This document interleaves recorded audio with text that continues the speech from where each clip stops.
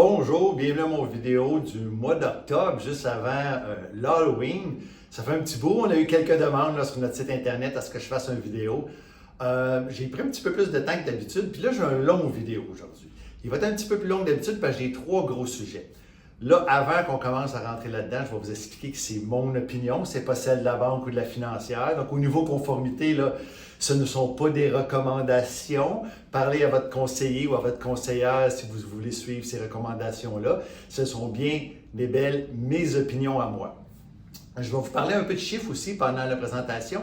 Donc, les chiffres, je vais vous donner où est-ce que je les ai pris, mais le but n'est pas d'avoir les chiffres exacts, mais bel et bien le contexte des chiffres dans lesquels je vais vous parler. Les 3 sujets que je vais vous parler aujourd'hui, le premier, c'est qu'est-ce qui se passe dans les marchés boursiers, pourquoi c'est si volatile puis ça recule.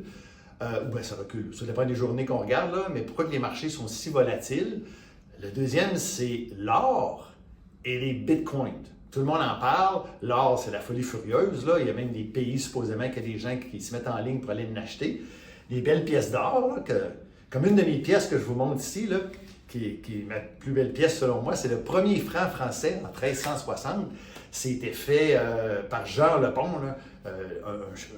Jean Lebon numéro 2. Il avait fait des pièces d'or comme ça il y a 660 quelques années, là, en décembre 1360 de mémoire, pour aller libérer le roi à l'époque. Ça, c'est une de mes pièces de collection là, que j'ai depuis longtemps. J'en ai bien des cochonneries. Puis, c'est ça, des pièces d'or, ça existe depuis longtemps. Je vais vous parler un peu de ce qui se passe avec l'or. Première chose, qu'est-ce qui se passe avec les marchés? Puis pourquoi, là Andréane va être contente, là, je vais dire, pourquoi je suis si excité que ça? Là? Je suis excité, là. Parce que là, la volatilité est arrivée sur les marchés. Là. On commence à avoir des journées que le marché se promène de plus ou moins 1%, là, à la hausse, à la baisse.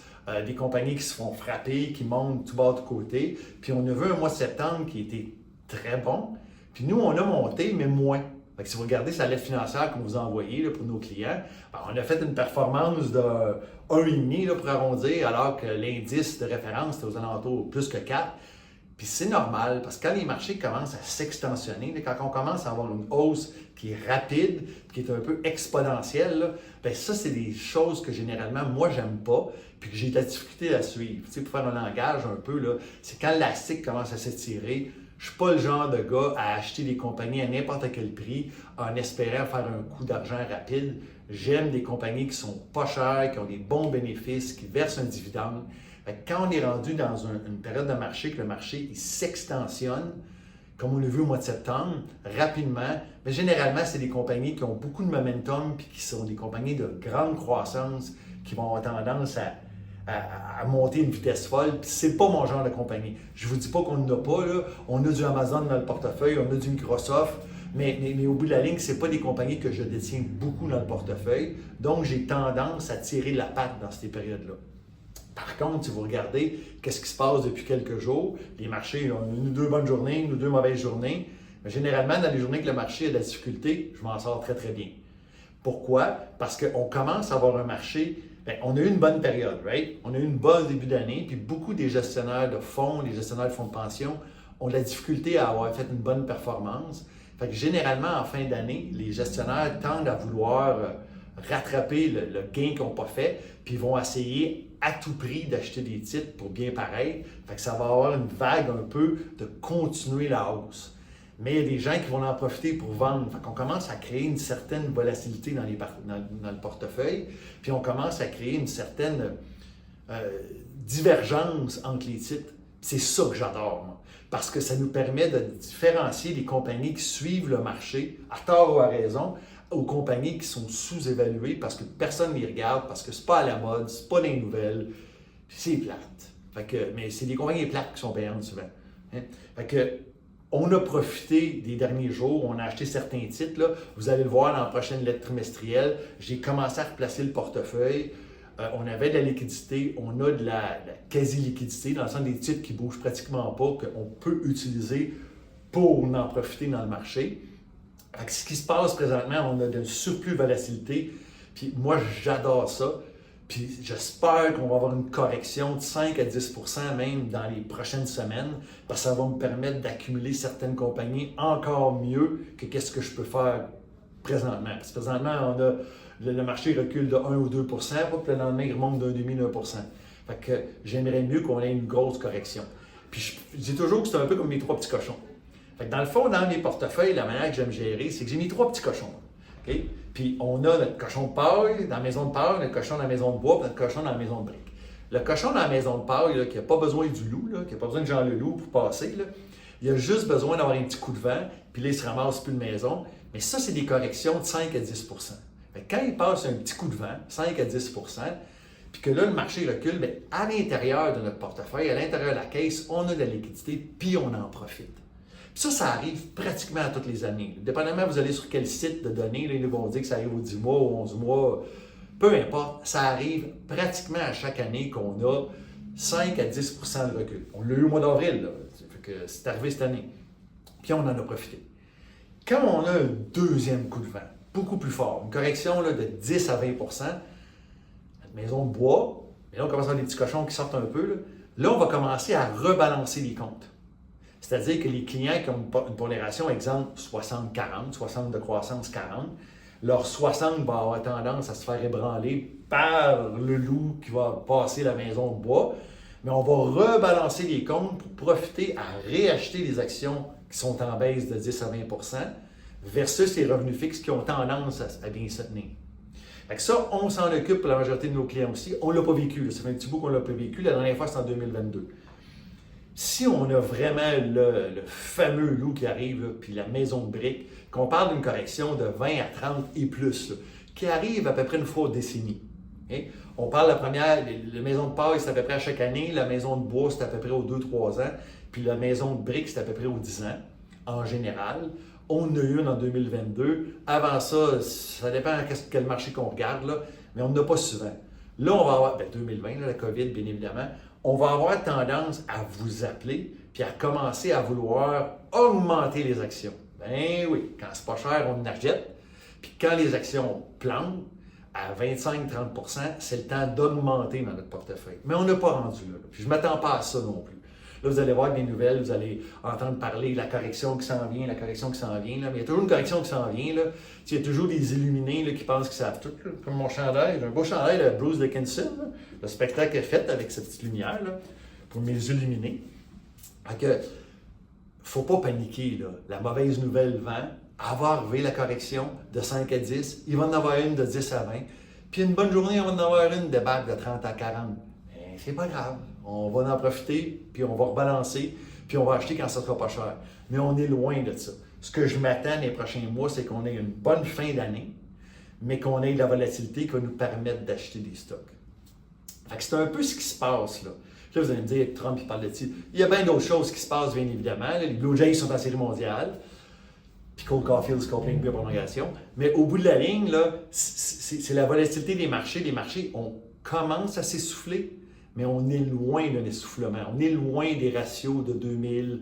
On est loin des ratios de 2007. Fait que je ne crois pas qu'on ait une correction si proche à cause des ratios financiers. Il pourrait se passer quelque chose d'autre qui ferait en sorte qu'on aurait une correction, comme une pandémie, comme une crise, comme une guerre à court terme, mais on ne voit rien de ça. Qu'est-ce qui se passe avec notre or? Okay? Pourquoi qu'on a de l'or? Pourquoi que l'or est parti là, à doubler? Pourquoi que tout le monde veut de l'or, alors que pendant 20 ans, personne n'en voulait? Puis pourquoi je pense que ça va continuer à monter? Puis oui, on a des orifères dans le portefeuille, là, on a des mines d'or qui ont monté de plus de 100 là, pour être très direct, Barrick puis Newmont dans notre portefeuille qu'on a depuis le début de l'année, qui ont été des super performants, puis que là, ils ont tendance à être très volatiles. Mais pourquoi que les gens se garagent vers l'or? C'est pas nouveau, là. Okay? Là, ça fait les nouvelles, parce qu'il n'y a pas grand-chose à dire, mais c'est pas nouveau. La raison principale, là, puis le Bitcoin est un peu la même chose. Puis le Bitcoin, il va avoir un effet d'or digital qui fait en sorte qu'il y a des gens qui ne comprennent pas le Bitcoin, fait qu'ils en ont peur. Il y a des gens qui le comprennent et qui croient à ça comme une religion. Je pense que la réalité est entre les deux. On ne devrait pas avoir peur de ça parce que c'est quelque chose qui est pour rester. Mais ce n'est pas une religion non plus, comme l'or. Ce n'est pas une religion. C'est correct qu'on ait de l'or dans un portefeuille, mais on ne devrait pas avoir que de l'or. Puis on n'a pas de Bitcoin dans le portefeuille. Bien, on n'a pas directement. On a des peanuts là, à travers d'autres choses, là, mais on ne peut pas détenir des Bitcoins directs dans notre portefeuille. La banque ne le permet pas et on n'en a pas. Donc, pourquoi que l'or monte comme ça? C'est que Dans le monde économique, on a ce qu'on appelle la monnaie fiat. Une monnaie fiat, là, c'est un 20 piastres, là, une piastre. C'est de l'argent qu'on utilise à tous les jours. C'est de l'argent qu'un gouvernement a émis avec aucune garantie en arrière. Dans le fond, là, quand vous avez un billet de 20 piastres dans vos poches du gouvernement, là, bien, c'est une garantie que le gouvernement va l'honorer, mais il n'y a rien en arrière de ça. Là. C'était du papier, à ce temps, c'est du plastique là, ou du polymère, mais il n'y a rien. Puis si au bout de la ligne, il arrivait une grosse crise ou quoi que ce soit, bien, ça ne s'échange pas contre rien. Il y a des pays, il y a eu à une époque que les gouvernements garantissaient dans le coffre qu'il y avait de l'or dans une réserve pour garantir chaque dollar qui était émis. Fait qu'une monnaie fiat, c'est une monnaie d'un gouvernement. Puis les gouvernements vont contrôler leur monnaie en émettant, qu'ils l'impriment, là, paye sa photocopieuse puis il sort les billes de sang, ou, comme ils ont fait des fois, ils vous envoient des chèques ou ils déposent de l'argent pour telle chose, pour acheter vos élections à 500$. Puis là, ils envoient de l'argent à tout le monde. Puis l'argent, c'est créé par le gouvernement. Là. Il n'y a rien qu'il y a eu qui ont vendu. Ils n'ont pas vendu une œuvre d'art puis ils ont décidé qu'ils vendaient de l'argent. Ils ont décidé d'émettre de l'argent dans le système. Fait que grosso modo, la masse de monnaie, d'argent dans le système, puis là, je simplifie, là, je vulgarise, mais grosso modo, on appelle ça M2. M2, c'est combien il y a d'argent dans l'économie. Au Canada, si on se fie au site Trading Economics, il faut aller sur Internet, Trading Economics, ils ont plein de graphiques. J'ai pris mes chiffres là, puis encore une fois, les chiffres ne sont pas faits pour être exacts, c'est pour vous donner une idée. Là. Au Canada, on avait à peu près 1,3 trilliard de surplus de monnaie. Puis ça, c'était en 2016. Puis en 2022, je regarde mon chiffre, en 2022, on était rendu à 2,7. Donc, on a une augmentation de la masse de 95%. En bon français, c'est que notre ami Justin et les autres, là, sont pas mieux, mais Justin, il est fort là-dedans. Ils ont décidé de mettre beaucoup d'argent dans le système. Si on met l'argent dans le système, bien, indirectement, ça crée l'inflation, ça crée une hausse des prix. Pas nécessairement dans une chose en particulier, mais ça crée une augmentation de la valeur des biens. C'est simple. Si demain matin, le gouvernement donne 1 million à tout le monde, bien, il n'y a pas grand monde qui travaille pour 15$ de l'heure. Pensez à ça. Quand, le plus on met de l'argent dans le système, plus que les gens ont de l'argent, plus que les gens sont prêts à payer, donc plus que les employés veulent être payés, plus que ça crée une augmentation. Donc, depuis les dernières années, le fait que la masse allait augmenter tant que ça au Canada, bien, aux États-Unis, c'est la même chose. On a passé de 13 trilliards à 22 trilliards. Il y a une augmentation de 70%. Donc, vu qu'on a monté là, de 70 à 100% de l'augmentation, c'est normal que votre maison ait monté de 70 à 100%, votre char, votre ordinateur, tout, des fraises, peu importe. Fait qu'à un moment donné, votre portefeuille boursier, fait qu'à un moment donné, quand les gouvernements impriment l'argent, ça fait augmenter la valeur du prix. Puis là, il arrive un point que les gens se disent « Hey, c'est bien beau, là, mais à un moment donné, à imprimer de l'argent, on crée de la dette. Right? » La dette américaine est à 37 trilliards. Puis vous donnez une idée d'un trilliard, là, on va faire une petite test. Si à chaque seconde, je vous donnais une pièce, OK? À chaque seconde, je vous donne une pièce à partir de maintenant. Ça va vous prendre combien de jours, de mois ou d'années avant que vous ayez 1 million? Dans une minute, vous avez 60 pièces. Dans une heure, vous avez 3600 pièces. Ça va vous prendre 11 jours et demi pour être millionnaire. Pas si pire, beau 2 semaines. 1 milliard, 31 ans,7. Vous voyez l'impact, là, on parle 1 milliard, 1 million, 1 milliard. On va donner 8 milliards aux médecins spécialistes. OK, c'est des années, là. Okay? C'est 31, 32 ans à 1 pièce la minute. Mais la différence entre 1 milliard et 1 trilliard, 11 jours et demi, 32 ans, 31 688 années. Imaginez, là, je vous donne 1 pièce par jour, ça va vous prendre 31 000 ans avant que vous ayez votre trilliard. Vous allez être mort, là. Vous avez beau faire des push-ups, vous allez être mort, là. Mais ils en ont 38 trilliards de dettes, les Américains. Fait qu'à un moment donné, là, les investisseurs commencent à se dire « Hey, ils ne repayeront pas leurs dettes. » Canada, même affaire. Les chiffres ne sont pas pareils. On n'est pas autant, on n'a pas la même économie. Le Japon est endetté, la France est endettée, l'Allemagne est endettée. Ça, c'est pas le déficit, là, c'est la dette. Puis juste à payer la dette, là, le déficit américain, c'est 1,8 trilliard. Les intérêts à chaque année sur la dette américaine, c'est 1 trilliard. Fait qu'il commence l'année, là, il y a 1 trilliard qu'il faut qu'il paye les intérêts. Fait que ça, c'est de l'argent qui ne s'en va pas dans la santé, dans les professeurs, qui ne s'en va pas dans Donald Trump. Fait qu'à un moment donné, les gens vont commencer à se dire, là, ils ne seront pas capables de payer leur dette. Puis l'argent, là, ils n'en voudront plus. Pensez à vos points du Club Z. On est chez Zellers, on n'a pas du Club Z. Quand Zellers avait faillite, vos points ne valaient plus rien. Fait que si, à un moment donné, les États-Unis ont tellement de dettes que les gens ne veulent plus de leur argent, le dollar va tomber à zéro. Puis là, vous dites, ça n'arrivera pas. C'est arrivé dans beaucoup de pays. Prenez juste l'Argentine en 98. Quand un pays par le contrôle sur sa dette, le contrôle sur ses finances, à un moment donné, soit qu'il recrée une nouvelle monnaie, soit qu'il dévalue sa dette, ou soit qu'il crée une inflation incroyable qui va dévaluer sa dette, donc sa monnaie. Fait qu'à un moment donné, là, il va arriver quelque chose, on appelle ça le gros cycle, on est rendu dans le 5e cycle d'endettement américain, là, ils ne s'en sortiront pas. Puis au Canada non plus, malheureusement. Fait que là, je ne vous fais pas peur, là, parce que si vous avez des investissements, c'est parfait, parce que les autres, ils en profitent là-dedans. Tu sais, une compagnie, c'est une compagnie, là, qu'on la paye en dollars canadiens, US ou en pesos ou en or, c'est pas grave, là. Il y a une monnaie, ça reste que des monnaies, c'est une monnaie d'échange. Mais les gens ont commencé à dire, le dollar US va perdre sa valeur, le dollar canadien n'aura plus de valeur. Fait que, qu'est-ce qu'il y a de la valeur? Mais la seule affaire qui a de la valeur depuis Jésus, là, c'est l'or et de l'argent. Fait que les gens se sont mis à convertir le dollar en or et en argent. Fait que ça a fait un effet boule de neige, puis les gens achètent de l'or physique, de l'argent physique, puis là, ça crée une augmentation, donc les gens, là, il y a le rendement, ils veulent l'acheter. Fait que ça crée un peu cet engouement-là, qu'on a vécu au début des années 80 avec l'argent. Là. Le silver était rendu aux alentours de 50$ dans ces années-là. Là, là on revient à 50$. Là. Fait que c'est ce qui se passe. Puis pourquoi le Bitcoin? Mais c'est parce que les gens commencent à dire le Bitcoin qui est un peu la même affaire que l'or, mais digital. Donc, là, je ne rentrerai pas dans les pourquoi, l'explication. Si vous ne croyez pas, c'est correct. Si vous ne le comprenez pas, c'est correct. Puis, inquiétez-vous pas, c'est pas là-dedans qu'on est, mais c'est pour comprendre pourquoi que le Bitcoin il monte. C'est que le Bitcoin, il y en a juste, maximum, il va en avoir 21 millions. Donc, il y a une quantité limitée, comme de l'or. De l'or, même si on veut en trouver, il n'y en a pas partout. Il faut la trouver dans la croûte terrestre, puis il n'y en a pas tant que ça. Fait que même si on se mettait à creuser tout le monde, on n'en trouvera pas tant que ça. Donc, on ne peut pas l'imprimer.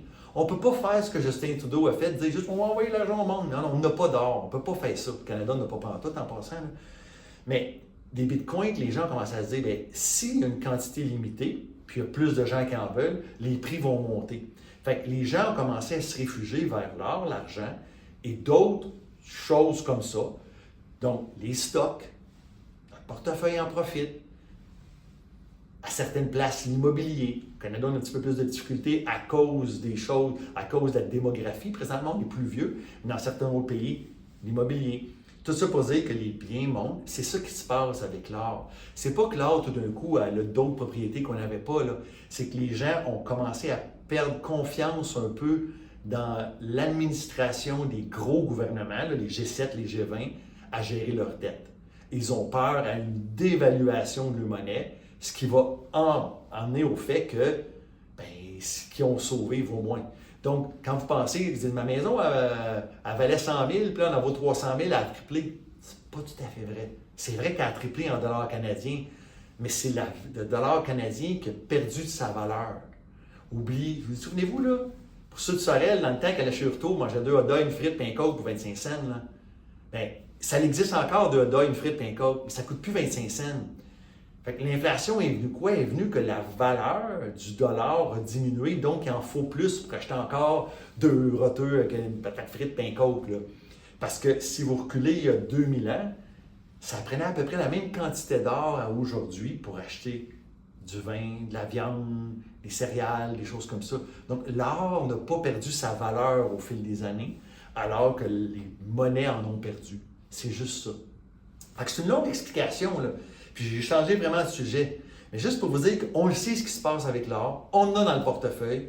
Je ne suis pas contre l'idée. Ce n'est pas un projet d'investissement à long terme, puis on ne commencera pas à se garocher là-dedans. Si vous voulez l'acheter, parlez à votre conseiller, faites ce que vous voulez, vous l'achetez physique. Des bitcoins, c'est quelque chose qu'on suit. À un moment donné, c'est peut-être quelque chose qu'on aura dans le portefeuille, mais présentement, on n'a pas, la banque ne le permet pas. On a des compagnies qui profitent du système du blockchain et des cryptos, qui vont profiter de cette évolution d'argent digital-là. Puis notre portefeuille va bien. Je suis super content que le marché soit volatile comme ça. Puis dans les prochaines semaines, je vais vous reparler, puis je vais commencer à vous expliquer ce qu'on a acheté dans le portefeuille. Mais présentement, je suis en train d'acheter, fait que je ne peux pas vous en parler. Fait que sur ce, passez une bonne journée. Profitez des dernières belles journées. Là. Vous voyez le carré royal, le Sorel en arrière, les feuilles commencent à tomber. Là. Mais il fait encore beau. Profitez-en. On est aux aguets, on est là. Puis si le marché ne va pas bien une journée, là, dites-vous, bon, mais mon Philippe, t'es encore content le matin, il va en profiter. Exactement. Je suis là, puis je suis encore content. Fait que sur ce, bonne soirée, bonne journée, bonne soirée. Bye.